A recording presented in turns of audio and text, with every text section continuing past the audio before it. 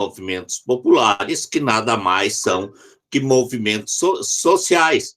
Então, desde a área rural como no campo, existem vários movimentos que procuram lutar pelos direitos dos indivíduos. Continuando. A partir do documento de São Bernardo, podemos concluir que os pressupostos de uma educação popular se fazem presentes nos movimentos populares. Ao falar em educação popular na América Latina, primeiro há que buscar sua situação histórica, em um continente colonizado dentro dos padrões de exploração do mundo capitalista europeu. Esse processo teve sua origem no movimento de invasão pelos portugueses e espanhóis e perdura até os dias atuais. Esse modelo, que privilegiou o enriquecimento de alguns, por outro lado, deixou a maioria das populações afastada dos benefícios de tão evidenciado processo civilizacional. Um dos poderosos instrumentos utilizados na perpetuação do mando e na obediência cega por parte da maioria da população foi o sistema educacional, que se prestou a disseminar as ideias, os valores e as ideologias dos grupos dominantes, deixando de cumprir seu verdadeiro papel social. Houve neste continente movimentos de reação a essa realidade, bem como movimentos de consolidação dos interesses das camadas dominantes dessa sociedade. Dentro desse contexto, observa-se a exclusão de grande parcela da população, sendo os integrantes dos assentamentos do sem-terra exemplos palpáveis dessa realidade. Muito bem, agora, antes de você continuar, eu vou jogar para o grupo o que chamou a atenção esse parágrafo aí.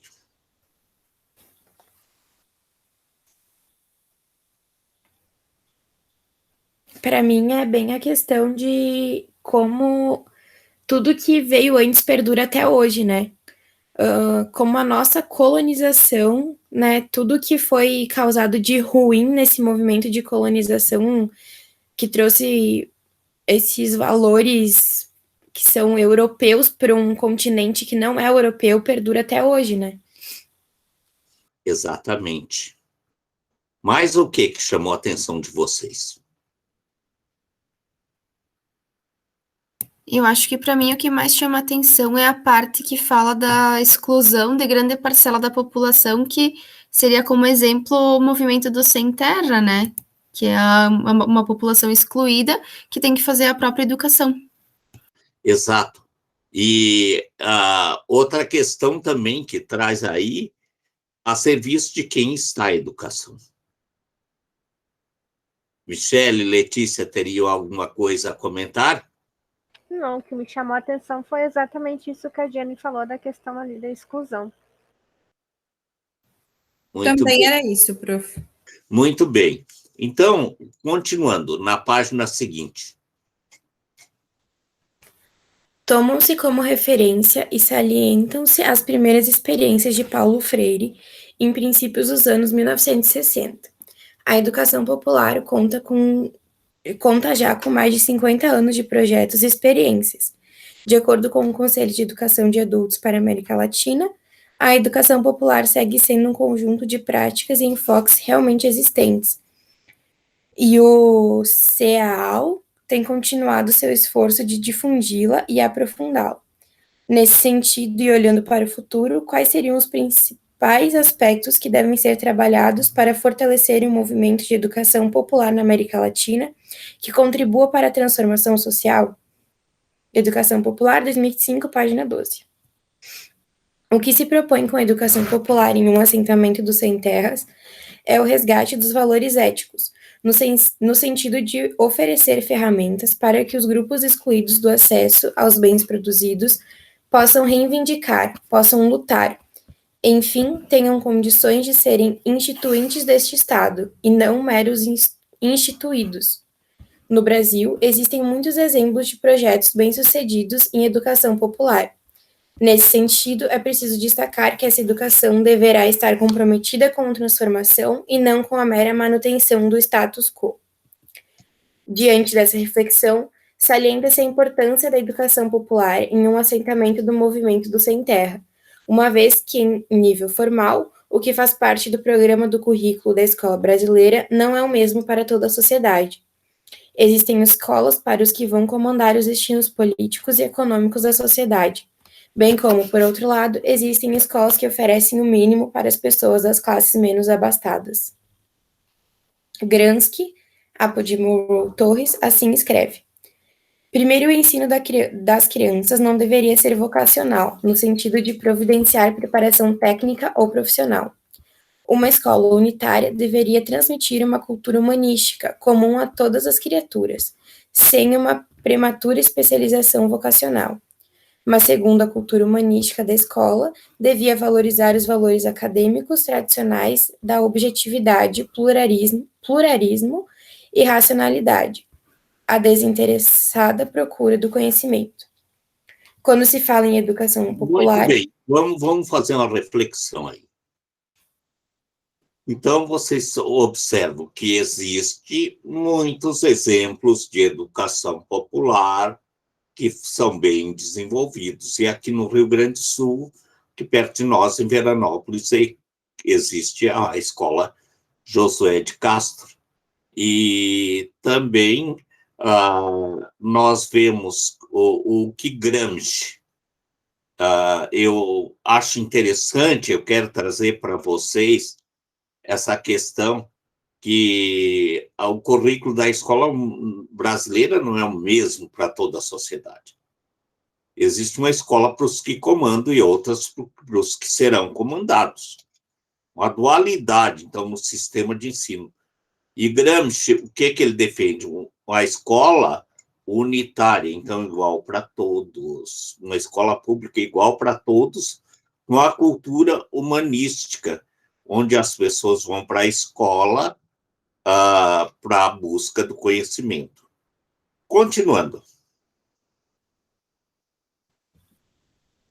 Quando se fala em educação popular, hoje, em nível mundial, não se pode deixar de ter como referência o pensamento pedagógico da América Latina, uma vez que esse povo, em sua maioria, é um povo pobre. Dentre os grandes referenciais, podemos destacar os trabalhos de Paulo Freire, Hernani Maria de Fiore e Henrique Dussel, além de outros, cujo pensamento se voltou para um conhecimento na perspectiva da libertação. Essa marca de miséria tem sua origem na colonização, caracterizada pela exploração dos portugueses e dos espanhóis, que se perpetua através da história, deixando uma grande dívida social com um largo contingente de nossa população. Isso fez com que, ao longo de sua história, uma minoria dominasse grande parte do povo, que vive num grau extremo de pobreza. Essa população, infelizmente, tem pouco acesso a uma educação de qualidade, uma vez que o domínio da cultura letrada ficou reservado aos oriundos das classes abastadas.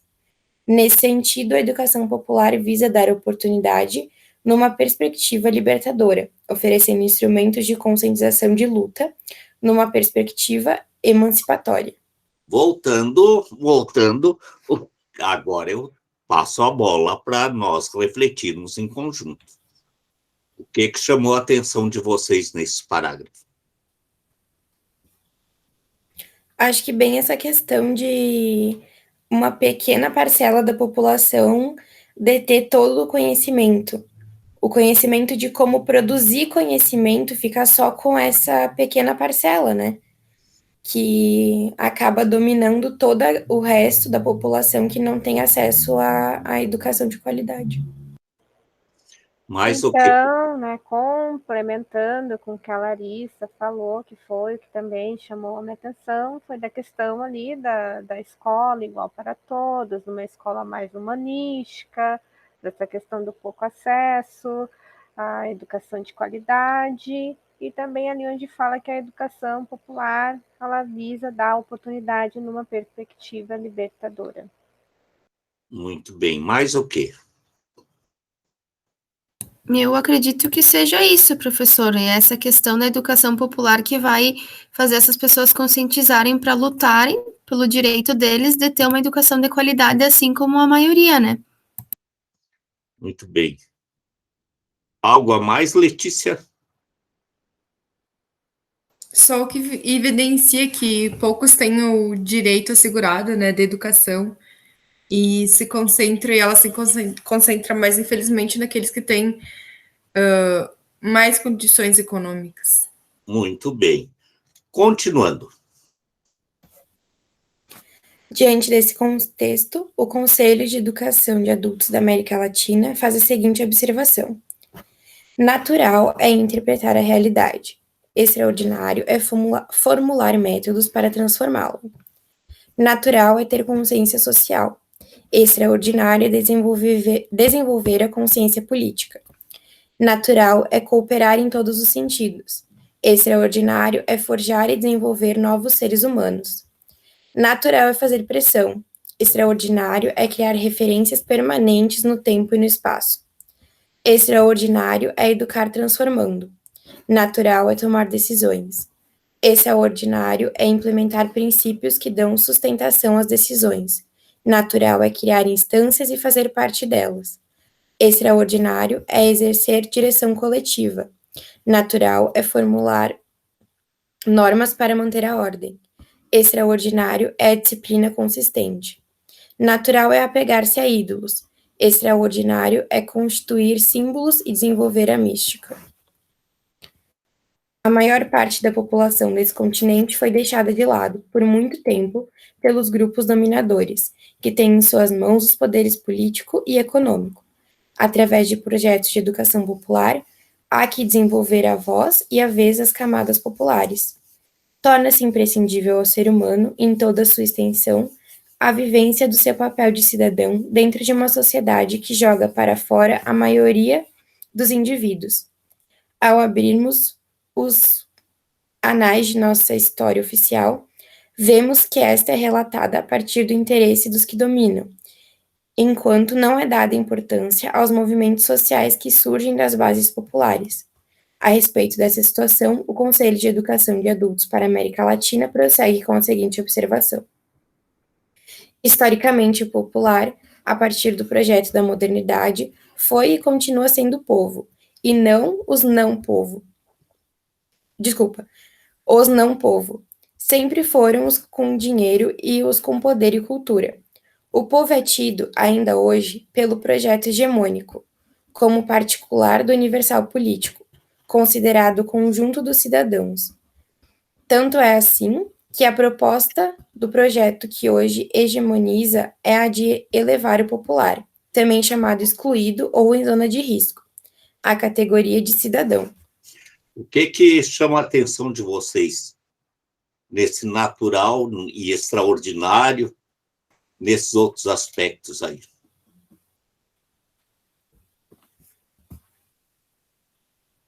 Eu gostei da parte em que fala que é extraordinário educar transformando.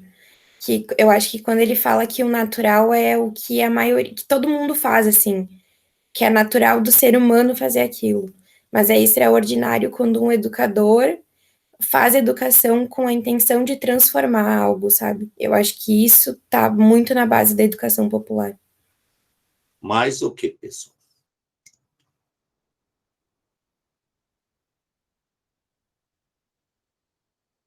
Podemos ir em frente?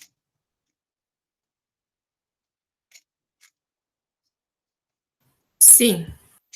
Posso continuar? Pode continuar. Certo.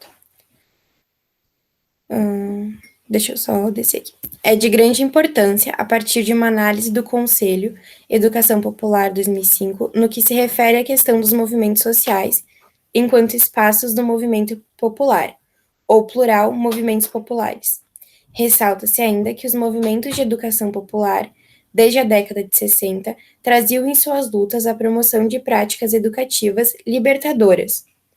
Essas ações voltam-se a um desenvolvimento de sujeitos coletivos e populares, capazes de construírem-se em sujeitos das necessárias mudanças sociais e políticas em favor da justiça, da igualdade e do desenvolvimento requeridos por nossa sociedade.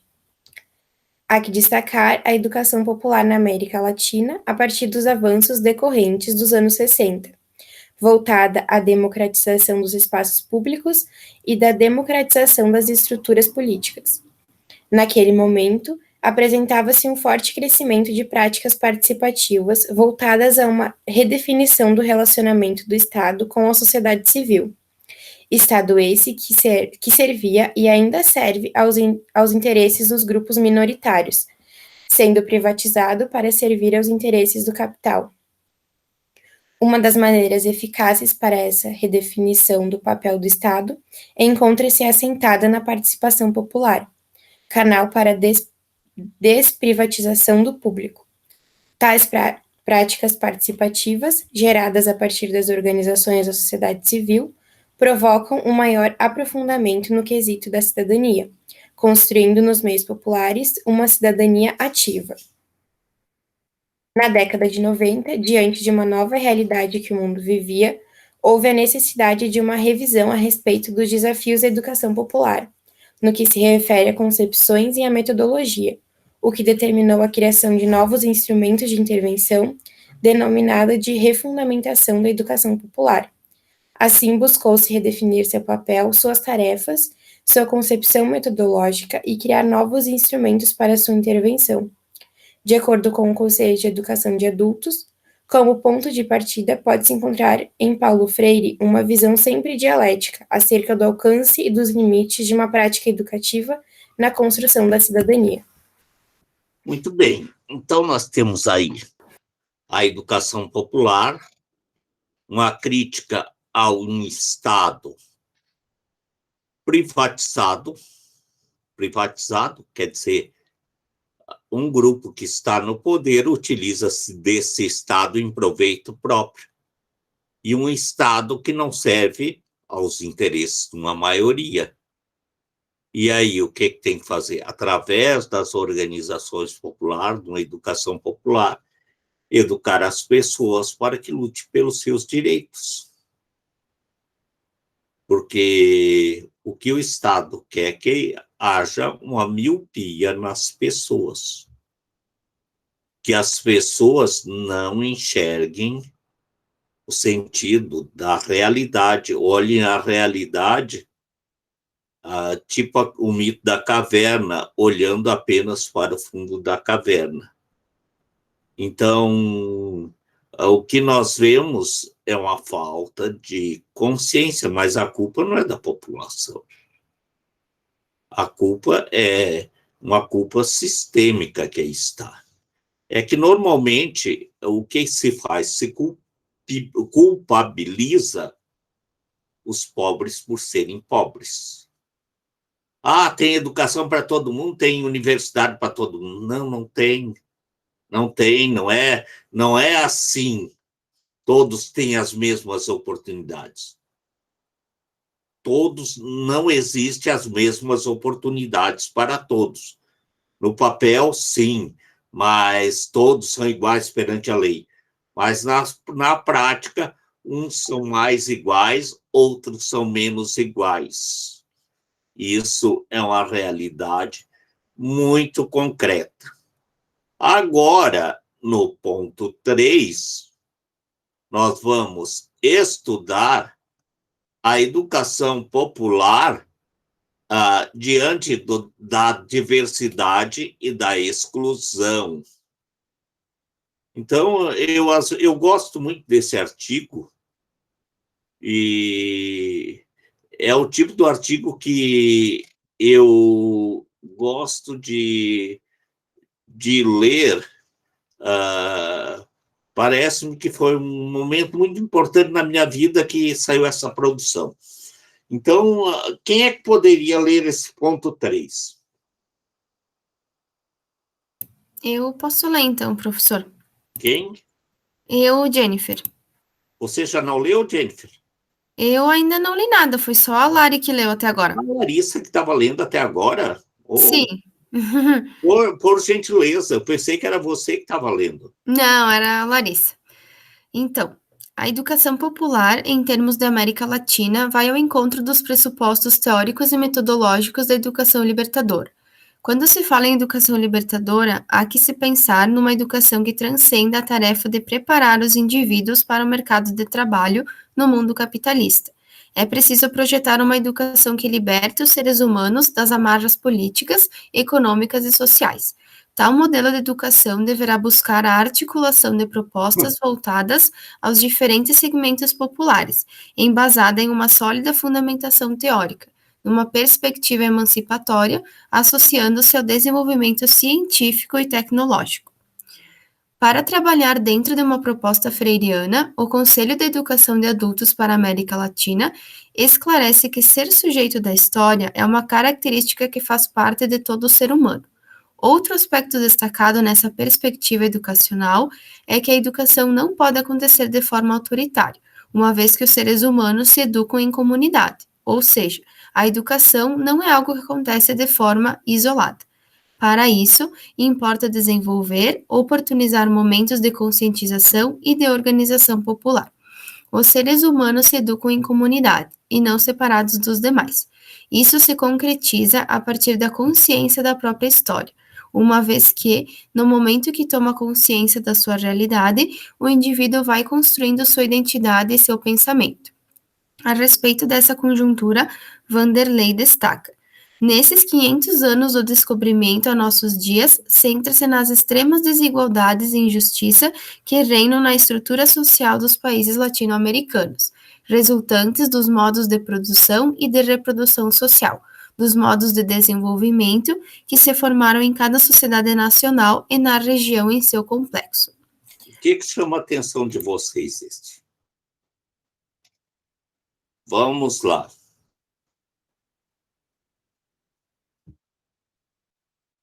Eu acho que o que mais chama atenção é essa questão da gente se educar em comunidade, né? Que a gente tem que aprender a conviver com o outro para ir construindo a própria identidade e o pensamento, que algumas pessoas não conseguem conviver em comunidade, e isso é muito importante, né? Para a gente se formar.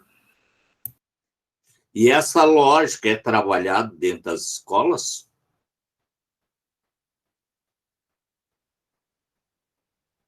Essa é a lógica da nossa educação? Educar para viver em comunidade ou educar para se dar bem no mercado de trabalho? Acho que é mais para se dar bem no mercado de trabalho, né? O mundo é uma competição. Exatamente. E a escola corrobora. Mas era o que eu ia comentar, que muitas vezes a escola também incita essa competição entre os próprios alunos, a partir do momento de questão com notas de trabalho, de prova, de atividades. Então, a própria escola já incita isso também. Muito bem. Mais alguma reflexão? Agora, nós vemos aí que 500 anos de descobrimento e a estrutura, ela permanece. Continuando, Jennifer. O que se pode observar é que, dentro de todo o processo de estruturação e de implementação do projeto de colonização do Brasil, o ponto central nestes anos que marcam a invasão destas terras pelos europeus, dentro da lógica do capital, semearam-se nessas pródigas terras sementes da desigualdade e de injustiças. Esse projeto foi sendo disseminado ao longo dos séculos, conduzindo-nos à sociedade com a qual nos deparamos, resultante desse modo de produção econômica e de reprodução social. Entretanto, diante das fortes correntes que aumentam a distância entre os mais ricos e os mais pobres em nosso continente, é importante resgatar os velhos valores, relegados pela naturalização e pela justificação de muitas ações. Nesse contexto... Então, Larissa, a questão, aí se estruturou o país assim, e se naturalizou. É natural que as pessoas morram de fome, é natural que as pessoas morram em fila de hospital, é natural que as pessoas catem comida no lixo. Então, se justifica... muitos acontecimentos natural. É natural que pessoas se deem bem em detrimento de outras. Às vezes nem precisa apelar para a ética para se dar bem. Isso daí é natural. E essa naturalização, do ponto de vista ético, ela é muito perigosa. Continuando. Neste contexto, torna-se de grande importância na atualidade que se lute por uma sociedade voltada à afirmação dos valores humanos. Hoje, a humanização é um dos pontos fortes de todas as lutas, mesmo que, de certa forma, nos pareça paradoxal a ideia de humanizar a sociedade humana. Dentro da realidade brasileira, destaca-se a presença marcante das lutas do movimento do Sem Terra. Estudar o processo educativo de um assentamento traz em sua essência elementos dessa realidade. Becker faz a seguinte afirmação: nesse contexto, os padrões de desenvolvimento, longe de surgirem da cabeça de um só homem ou de um grupo de tecnocratas e de serem simples derivações formais da economia de mercado, nascem dos homens que organizam juntos no processo de uma troca dialógica fundamentada na cultura dos diferentes grupos. Dentro da realidade do Brasil e dos países da América Latina, a educação tem um papel importante. O povo carece da oportunidade de uma educação para a liberdade. Entretanto, observa-se que, dentro do mundo da educação, o sistema educacional encontra-se ligado diretamente aos interesses do mundo capitalista, deixando lacunas no que seja o real sentido de uma educação para a autonomia, a libertação e a emancipação dos povos. Segundo Gadotti, a escola que está perdendo a sua autonomia também está perdendo a sua capacidade de educar para a liberdade. Muito bem. Opa. O que nós podemos destacar do que foi colocado aí nesses últimos parágrafos? Eu quero ouvir vocês. Vocês não precisam me ouvir, porque já está escrito aí.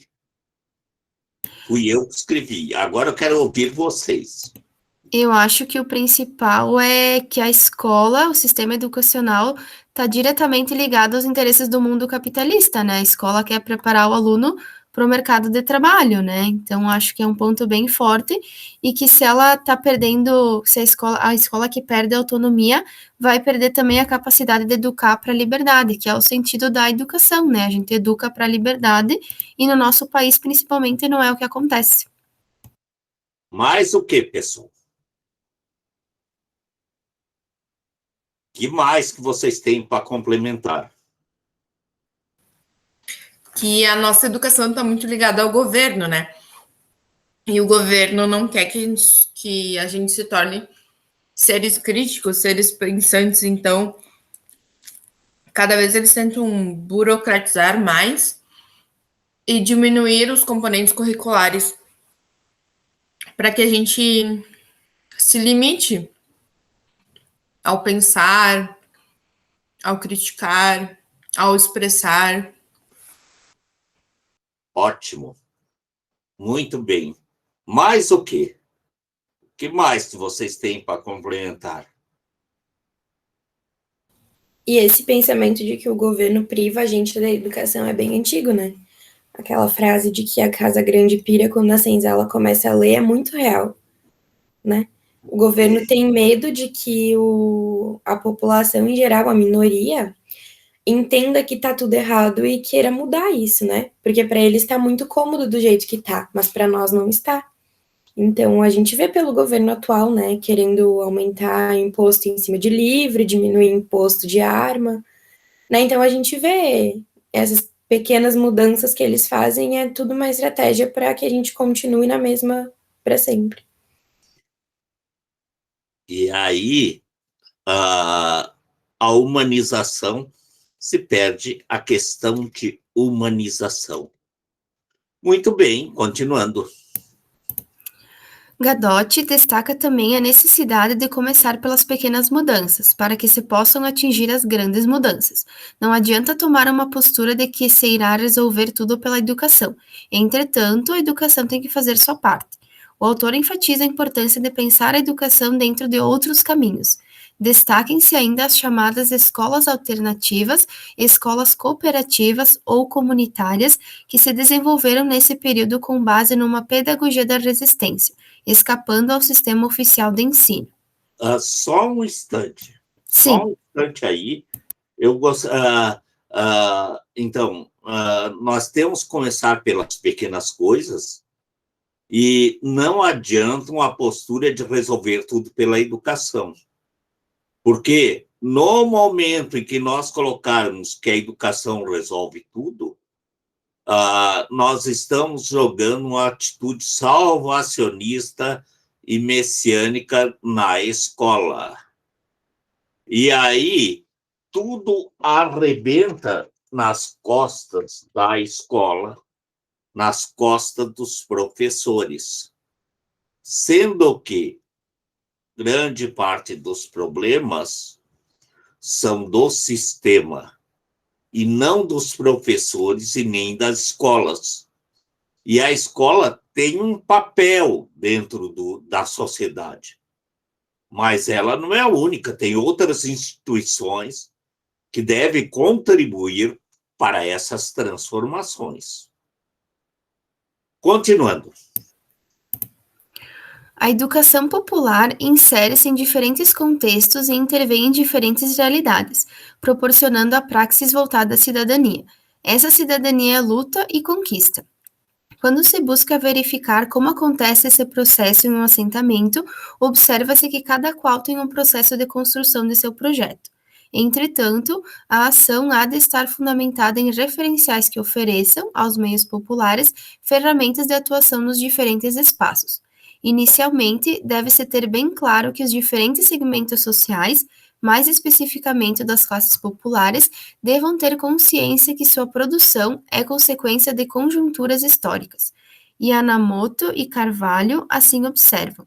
O processo capitalista de produção expressa, portanto, uma maneira historicamente determinada de os homens produzirem e reproduzirem as condições materiais da existência humana e as relações sociais através das quais levam a efeito a produção.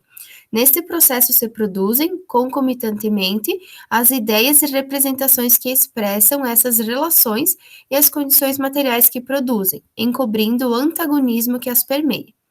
Então, vocês vejam o seguinte: nós vivemos dentro de uma sociedade em que existe uma produção e uma reprodução. Então, um exemplo que eu quero deixar bem claro para vocês. Antigamente, existia o fazendeiro e o peão, que era uma mão de obra que era subserviente aos interesses do grande fazendeiro. E ali existia até um sistema de compadrio, ele convidava o fazendeiro para o espaço. Então, e havia uma reprodução dessa mão de obra dentro da fazenda, porque o filho do fazendeiro ele ia ser um futuro peão e seria uma mão de obra, ele continuaria sendo uma mão de obra barata dentro desse sistema. E aí nós vemos inúmeros de outros exemplos.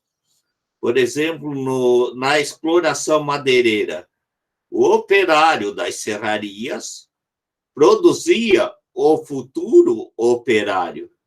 E ele iria sair desse processo quando se aposentasse ou morresse.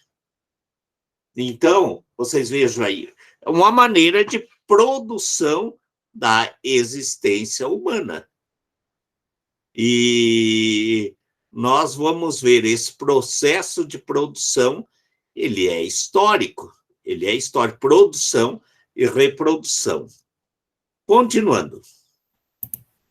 Vale a pena destacar que, ao longo do desenvolvimento histórico, a concepção de cidadania perde a essência de sua concepção clássica, deslocando seu conteúdo para os aspectos e as questões relacionadas ao poder. Na atualidade, esse conceito encontra-se cauterizado dentro de um projeto burguês de estruturação da sociedade. Diante dessa realidade, a cidadania assume o caráter de superposição dos direitos aos deveres, cabendo ao Estado a sua regulação. No momento histórico atual, a educação popular, enquanto educação para a cidadania, visando superar os projetos neoliberais, adquire um espaço de suma importância para a sociedade e para o ser humano. Entretanto, não se pode perder de vista que a educação institucionalizada serve os interesses estatais, pois é através desse pressuposto que o sistema capitalista gera a reprodução de sua força de trabalho, sendo as expectativas permeadas por políticas ou pela ausência destas, o que não deixa de ser um posicionamento político. Muito bem. O que vocês têm para destacar até o momento?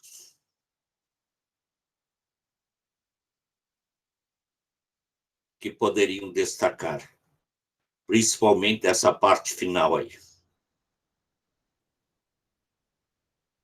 Eu acho que essa questão que a educação popular surge justamente para ajudar essa minoria, né, para que eles sejam vistos, para que eles tenham os seus direitos, né, para que eles se sobreponham ao Estado, porque o Estado está interessado no capitalismo e ele vai servir sempre a um grupo minoritário, né, que é os mais ricos, né, então os mais pobres acabam ficando de fora, e por isso que a educação popular tem tanta importância, né, ela que vai fazer esses sujeitos mais pobres terem uma visibilidade maior na sociedade.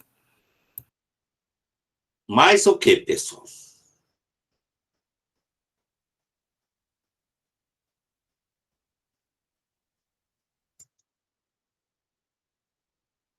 E por que a educação do Estado ela não avança? Tá aí uma pergunta que eu queria saber a resposta também. O que vocês acham?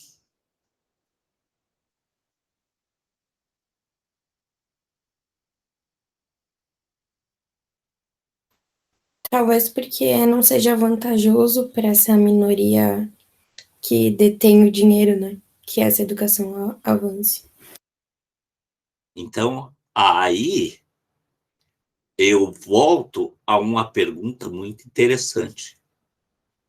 O que é a educação? Para que serve a educação? E para quem serve a educação? Que de repente vem os currículos engessados, tem que aprender isso, tem que aprender aquilo, a escola tem que ser dessa maneira, bababá. E aí, a quem está servindo tudo isso?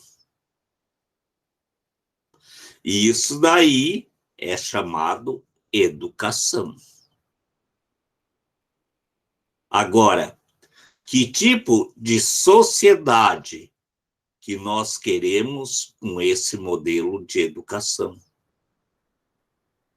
Que tipo de ser humano que nós queremos com este modelo de educação? Pessoal, vamos tomar um chocolate quente, um café quente, um chá quente e 15 minutos nós estamos de volta aqui, ok? Vamos lá?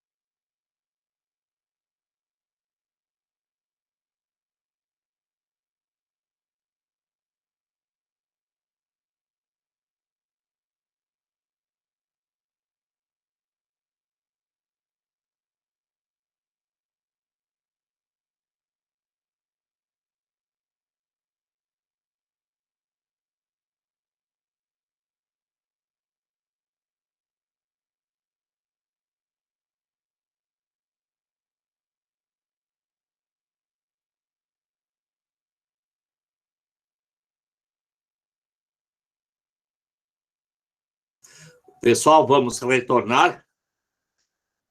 Podemos retornar? Tudo bem?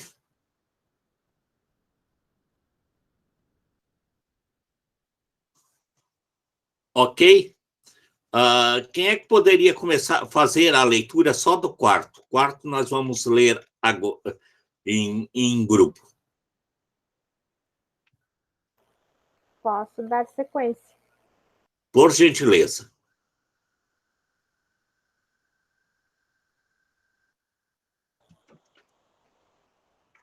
Então, educação popular, uma experiência do movimento do Sem Terra. Falar da experiência de um projeto de educação vivenciado em um assentamento do movimento do Sem Terra nos remete a um problema crucial, vivenciado ao longo dos séculos em relação à estrutura fundiária de nosso país. Uma das questões sociais que se fazem presentes dentro da realidade brasileira, desde a vinda dos portugueses, encontra-se ligada à posse da terra. Esta questão se tornou bastante forte, segundo Morisawa, a partir de 1850, momento em que se aprovou no Brasil a Lei das Terras, não para servir aos interesses da maioria, mas para privilegiar as minorias. Deixou de fora do acesso à terra grande parcela da população. Um dos importantes movimentos pela posse da terra foi o das Ligas Camponesas, que sofreu um corte do governo autoritário, e na atualidade destaca-se o movimento do Sem Terra. Morisawa, não sei se é assim que se pronuncia, assume o posicionamento de que o MST pode ser considerado uma continuidade das ligas camponesas, essencialmente porque elas, como o MST, constituíam um movimento independente, nascido no próprio interior das lutas que se tratavam pela terra, mas principalmente porque defendiam uma reforma agrária para acabar com o monopólio da terra pela classe dominante. Então, esse Morisawa, ele trabalha, diz que o Movimento Sem Terra é uma continuidade das ligas camponesas, que eram ligas que lutavam pela terra. Continuando. Todo movimento social acontece a partir de uma organização dentro de uma ideologia e com objetivos definidos. Isso daí eu gostaria que vocês prestassem bem atenção. O que é um movimento social? Para que aconteça um movimento social, uma organização, uma ideologia e objetivos. Continuando. Num de seus poemas, buscando refletir a realidade da Terra, Casaldáliga Apudi Morisawa faz o seguinte desabafo: malditas sejam todas as cercas, malditas todas as propriedades privadas que nos privam de viver e amar, malditas sejam todas as leis, amanhadas por umas poucas mãos para ampararem cercas e bois e fazer a terra escrava e escravos humanos. Um dos grandes avanços do movimento foi perceber que não basta apenas a conquista da terra, mas que a educação também faz parte do cotidiano das pessoas ligadas ao movimento. Gó assim destaca: a cidadania coletiva é constituidora de novos sujeitos históricos, as massas urbanas expoliadas e as camadas médias expropriadas. A cidade coletiva se constrói no cotidiano através do processo de identidade político-cultural que as lutas geram. A educação passa a fazer parte da vida na resolução dos problemas, bem como parte do processo de formação social e política. De acordo com Fiore, aprender, portanto, não é saber como foi o mundo ou como deverá sê-lo. Essencialmente, é o esforço para reinventá-lo numa praxis que supera as condições e situações históricas em que se vive. Para que esses objetivos fossem atingidos, foi preciso que se criasse o setor de formação do MST. Morisawa destaca que o Setor Nacional da Educação do MST surgiu no primeiro Encontro Nacional do Movimento, em São Mateus, em 1987, no Espírito Santo, em que educadores de vários estados fizeram discussões dos objetivos e da identidade das escolas de assentamentos, além do processo de formação dos professores dessas escolas. A partir das reflexões deste trabalho, torna-se importante buscar elementos para analisar a educação popular em assentamento do movimento do Sem Terra dentro da própria realidade. A região do Planalto Catarinense possui vários assentamentos que trazem na sua essência de uma luta que tem suas raízes nos primeiros movimentos na década do século XX. A escolha do assentamento 1º de Maio, em Curitibano, Santa Catarina, deve-se às peculiaridades deste, bem como à caminhada enfrentada pelos assentados. Muito bem.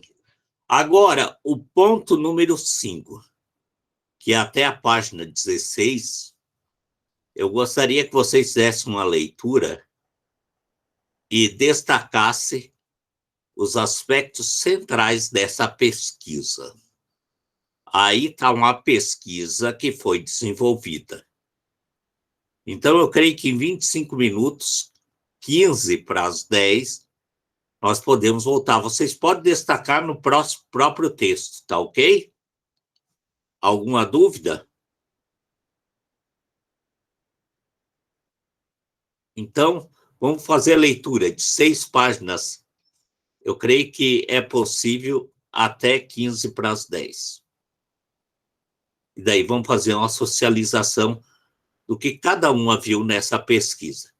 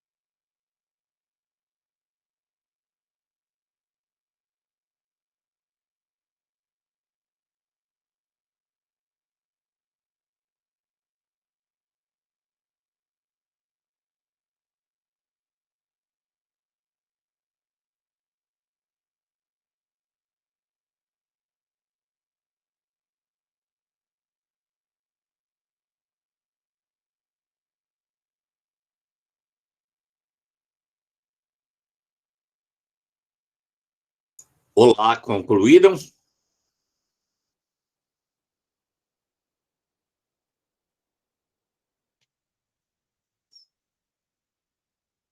As demais concluíram?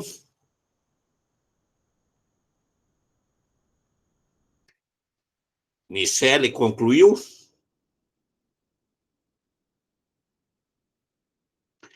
Muito bem. Então, o que vocês viram?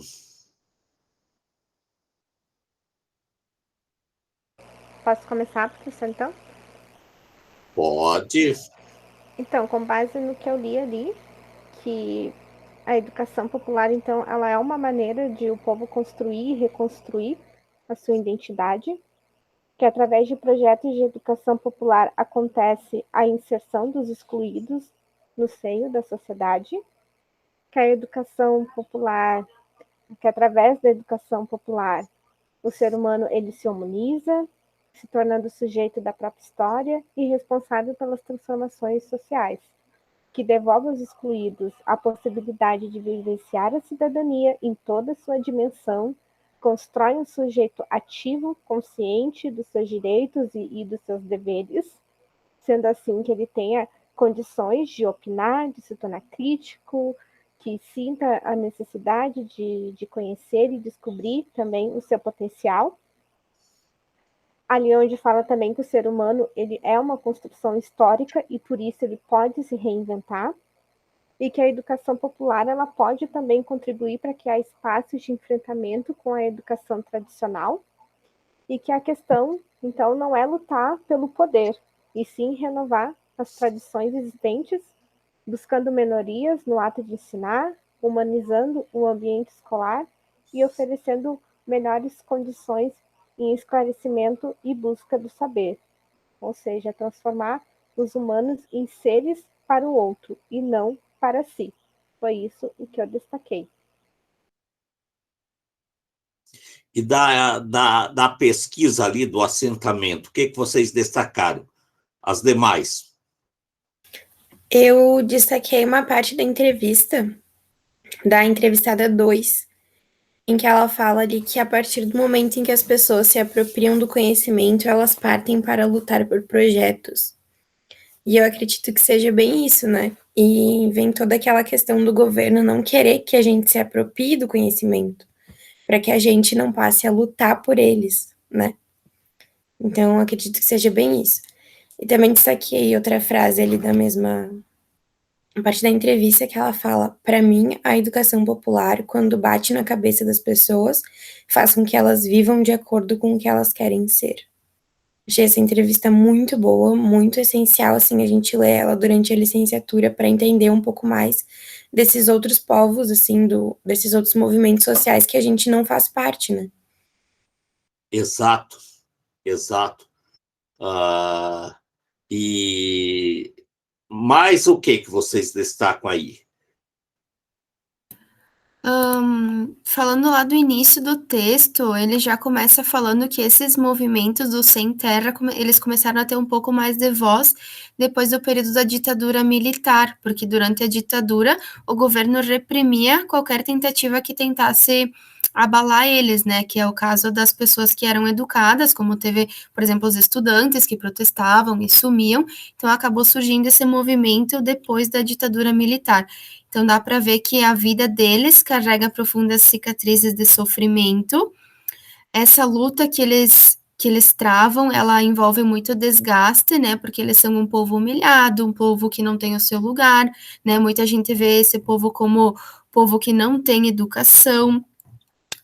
Destaquei também que o perfil das pessoas que são dos movimentos dos sem terras é de camponeses, né, que nasceram e cresceram na terra, então são agricultores que deixaram a agricultura e novamente voltaram a ser agricultores, então eles buscam o lugar deles porque, como eles falam, a história não conta o que realmente aconteceu, que os imigrantes italianos vieram para cá e tinham o lugar deles, como era prometido e não aconteceu. Então, por isso que tem esse movimento dos sem terras, que eles também estão buscando o seu lugar, e através da educação isso está conseguindo se concretizar, né? Que eles estão tendo um espaço maior, e a educação faz com que eles reflitam sobre a realidade deles. Por isso que a educação do movimento do sem terra se difere da nossa, das nossas escolas, porque eles aprendem a realidade deles para que eles possam lutar pelos direitos deles e ficar na terra, né? Então, eles são educados para que eles voltem e tenham orgulho, né? Porque se eles vão para as escolas das cidades, eles são humilhados, eles são vistos como pessoas analfabetas, que não sabem nada, que não têm direito a nada.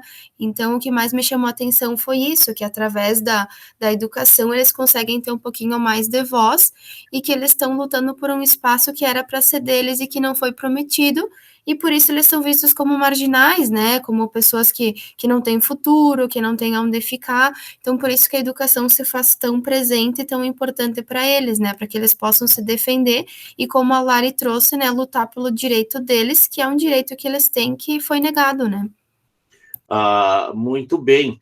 E quando eles falam italianos que vieram da Itália, aí tem uma contextualização histórica do movimento que nasceu no Rio Grande do Sul e em Santa Catarina, foi no oeste catarinense. E o oeste catarinense, só para vocês saberem, ele é formado por gaúchos, que nós temos os gaúchos, eles saíram do Rio Grande do Sul, foram para Santa Catarina, foram para o Paraná, foram para o Mato Grosso do Sul, foram para o Mato Grosso, foram para Rondônia, eles estão em todo o Brasil nesse processo de expansão gaúcha. E aí o oeste catarinense, ele é uma região de gringos. Então, os sobrenomes de vocês é muito comum na região de Santa Catarina. É muito comum os sobrenomes de vocês aí, gringos. E aí, esse pessoal é descendente de gaúcho. É descendente de gaúcho. E eles entraram no movimento a partir do bispo, Dom José Gomes. E aí eles têm todo o discurso. Eu acho que a entrevistada 2, ela tem a professora da escola que foi entrevistada. Essa professora da escola era uma figura muito interessante. E aí tinha um dos líderes do movimento, era um rapaz que não tinha, acho que ela não tinha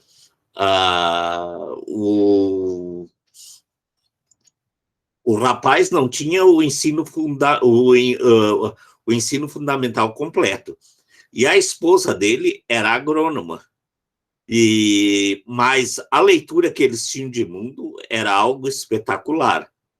Era algo espetacular. E o que me chamou a atenção nessa pesquisa, quando eu perguntei, eu sabia que era uma escola municipal. Essa escola pertence a... De quem é essa escola? Essa escola é nossa.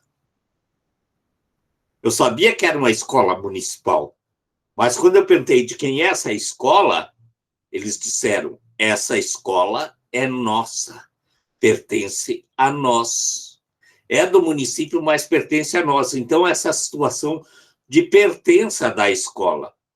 E a escola, ela seguia um currículo oficial e o currículo do movimento dos Sem Terra. A escola era o espaço onde a comunidade se reunia para estudar.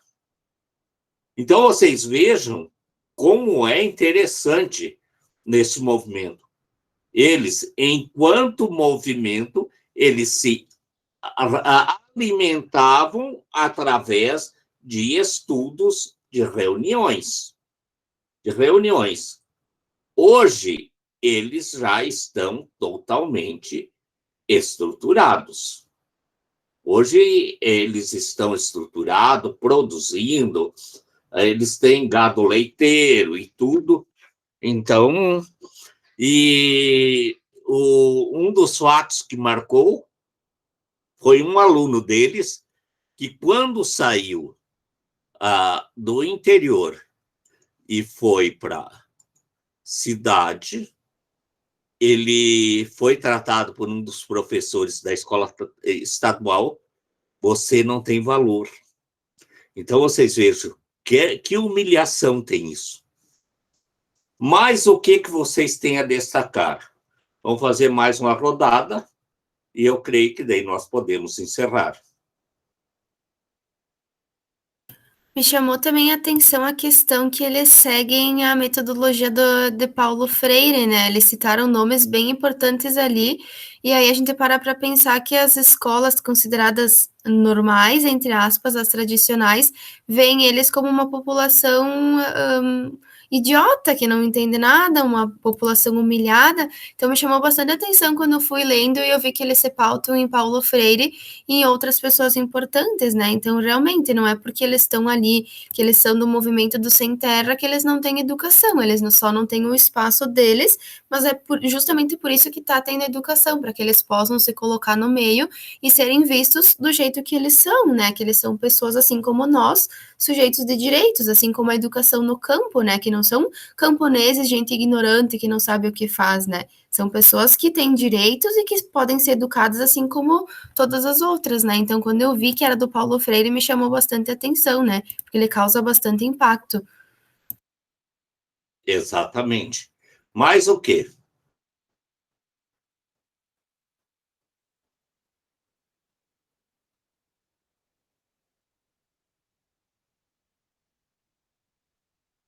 A Michele colocou preconceito. Preconceito em que sentido, Michele? Esse preconceito que tem com relação às pessoas que fazem parte desses movimentos. É que são pessoas que não concordam com o status quo. Então, pessoal, eu acho que nessa disciplina vocês conseguem sair com o conceito de movimentos sociais, entender movimentos sociais com características religiosas. A Lesilda trabalhou outras questões relacionadas aos movimentos sociais. E agora eu trago para vocês a questão dos movimentos sociais e educação popular, e a partir de uma visão do movimento dos sem terra. Então, eu creio que vocês encontram-se com um material suficientemente importante, com alguns conceitos básicos, para entender que dentro de movimentos sociais também há espaço para a educação não formal. E os movimentos sociais, eles também podem ser espaços, ou eles são espaços de trabalho do pedagogo. Algo a mais a comentar? Acredito que seja isso, professor. Acho que a gente pegou bem esse texto e foi bem importante para a gente esclarecer algumas coisas que a gente não tinha tanto conhecimento. Acho que foi bem válido. Muito bem. Uma boa noite para vocês. Fique bem. Se cuide dos familiares. E vamos curtir o nosso inverno na Serra Gaúcha. Boa noite. Boa noite. Gente. Boa noite.